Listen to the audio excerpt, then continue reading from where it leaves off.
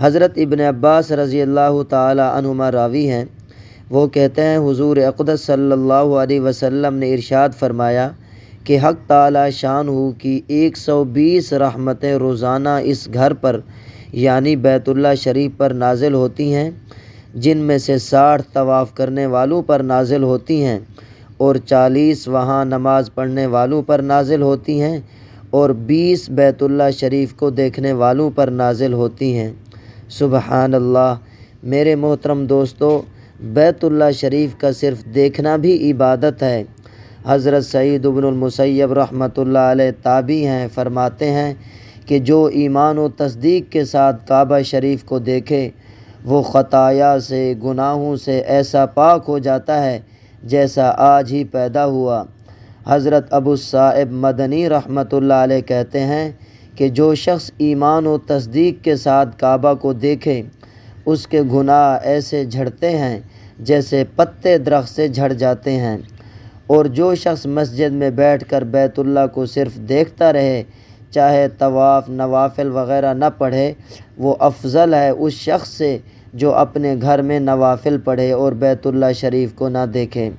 حضرت عطا رحمۃ اللہ علیہ کہتے ہیں کہ بیت اللہ شریف کو دیکھنا بھی عبادت ہے، اور بیت اللہ شریف کو دیکھنے والا ایسا ہے جیسا کہ رات کو جاگنے والا، دن میں روزہ رکھنے والا اور اللہ کے راستہ میں جہاد کرنے والا اور اللہ تعالیٰ کی طرف رجوع کرنے والا۔ سبحان اللہ۔ حضرت عطا رحمۃ اللہ علیہ ہی سے یہ بھی نقل کیا گیا ہے کہ ایک مرتبہ بیت اللہ شریف کو دیکھنا 1 سال کی نفلی عبادت کے برابر ہے۔ حضرت طاؤس رحمۃ اللہ علیہ کہتے ہیں کہ بیت اللہ شریف کا دیکھنا افضل ہے اس شخص کی عبادت سے بھی جو روزہ دار ہو، شب بیدار ہو اور مجاہد فی سبیل اللہ ہو۔ حضرت ابراہیم نخعی رحمۃ اللہ علیہ کہتے ہیں کہ بیت اللہ شریف کا دیکھنے والا مکہ سے باہر عبادت میں کوشش سے لگے رہنے کے برابر ہے۔ میرے محترم دوستو، طواف کرنے والوں پر جس قدر رحمتیں نازل ہوتی ہیں وہ اس حدیث شریف سے ظاہر ہے۔ آپ صلی اللہ علیہ وسلم نے ارشاد فرمایا کہ 60 للطائفین، کہ 60 رحمتیں طواف کرنے والوں پر نازل ہوتی ہیں، اور 40 للمصلین، اور 40 مسجد حرام کے اندر جو نماز پڑھتے ہیں ان کے اوپر رحمتیں نازل ہوتی ہیں، 20 للناظرین، اور 20 رحمتیں بیت اللہ شریف کو دیکھنے والوں پر نازل ہوتی ہیں۔ سبحان اللہ۔ اسی واسطے علماء نے لکھا ہے کہ مسجد حرام میں تحیۃ المسجد سے طواف افضل ہے۔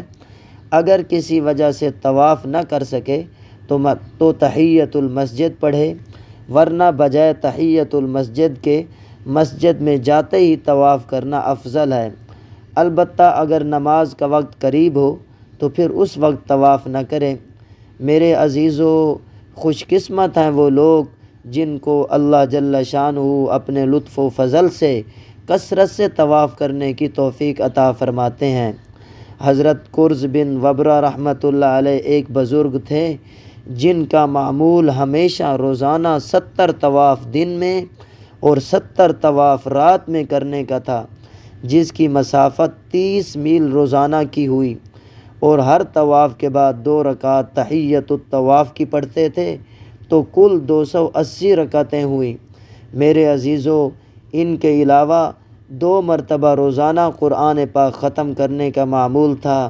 یہی لوگ ہیں جو آخرت کی دائمی زندگی کے لیے بہت کچھ کما کر لے جا رہے ہیں۔ اللہ تعالیٰ مجھے تمام مسلمانوں کو زیادہ سے زیادہ نیک اعمال کرنے کی توفیق عطا فرمائے، اور اپنے گھر بیت اللہ شریف کو بار بار دیکھنے کی توفیق عطا فرمائے، اور حضور پر نور صلی اللہ علیہ وسلم کے روضہ اقدس پر بھی حاضری کی توفیق عطا فرمائے۔ آمین ثم آمین یا رب العالمین۔ آخر میں آپ سے گزارش یہ ہے، یہ حضور پر نور صلی اللہ علیہ وسلم کی حدیث مبارکہ ہے، ثواب کی نیت سے شیئر کیجئے گا۔ نیز آپ کو کوئی بھی دینی مسئلہ درپیش ہو وہ بھی استفسار کر سکتے ہو۔